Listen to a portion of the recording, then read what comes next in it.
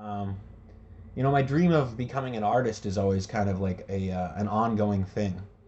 It's not really a dream for me. I am an artist. It's what I do for my life. It's my career. I do it every day. You know what I mean? So it's the way I think. It's the way I see the world. It's my personality. So it's nothing that it's not like a goal that I need to achieve necessarily because it's who I am. You know what I mean? Just More like like a state of being. yeah, yeah. I mean, I look at being an artist as just like a way of living in the world. You know what I mean? Like, I'm constantly thinking creatively and I'm constantly coming up with solutions to things that people aren't seeing. You know what I mean? And that's just part of who I am. It's part of who you are too. You know what I mean? You have this way of looking at the world and seeing it in your own light. And I mean, I guess you could call that perspective. But I think what makes it an artistic perspective is the fact that I'm looking at it from a different vocabulary. Like somebody and I think the biggest secret about being an artist or a filmmaker or a photographer or a musician, it, there's two things you have to learn as an artist. One is you can make the art that you want to make, and there's a possibility that people may like it, but there's a larger possibility that nobody's going to like it. Okay? Mm. Then there's the other side of the coin.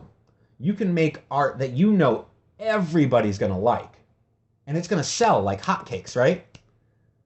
But is that breaking your moral code? Do you want to sell out and make things that you know are going to sell? Now, see, I'm a fan of both. I will make things that are really small and cheap that I know people are going to buy for $5 a pop, and I'll make 20, 30 of them, and I'll make 120 bucks. You know what I mean?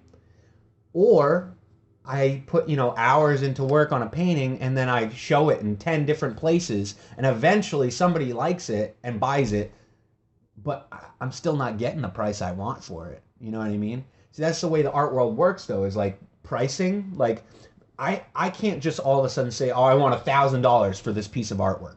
I could do that, but it's going to take a lot of convincing to get somebody to buy it for that. You know what I mean? Being an artist is more than just being a painter or being a sculptor.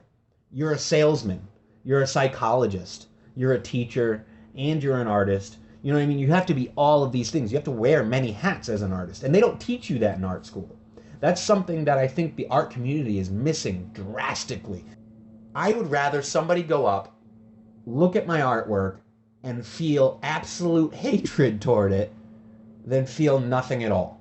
If somebody walks up to my artwork and feels nothing at all and just walks away, then I have failed as an artist.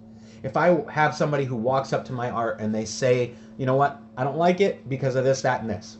Well, at least I know they're having a relationship with it. They're engaging with it, and it's causing them to feel something. Then I am complete as an artist. Whether they like my art and it makes them feel good and they want to hang it in their walls, or if it makes them want to throw up, I don't care. As long as it makes them feel something. Because then when they walk away, they remember. They say, oh yeah, that piece, I hated it. But at least they walk away with it in their mind. You know what I mean? Mm-hmm. So that the next time they see my art and maybe I've grown as an artist and I've done something different, then maybe they like that piece and they go, oh wow, I can see the difference. I can see the influence from one stage to the next. Because, I mean, put it this way, as human beings, we're always growing and changing and learning, right? I mean, it's an unstoppable process that we sometimes realize we're doing it and sometimes we don't. Maturing, like sometimes you feel differently than you used to about something. And like that's the way art is. Like you may like you really like Charlie Chaplin, right? Yeah, I love him. Yeah, and he's probably going to remain an influence in your life. But as you grow as an artist, you're going to start to accept new ideas that you in the past would have shut out because you weren't open to them yet, or you hadn't experienced something in life that let you feel that. You know what I mean? If you went to a child and said, one day a girl's gonna break your heart, right? You say that to a child, they have no fucking clue what you're talking about. There's no possible concept in their mind because thus far in their life, they have been given nothing but love, right? From their mom, from their dad, from their brothers and sisters, aunts, uncles, dogs, cats, whatever.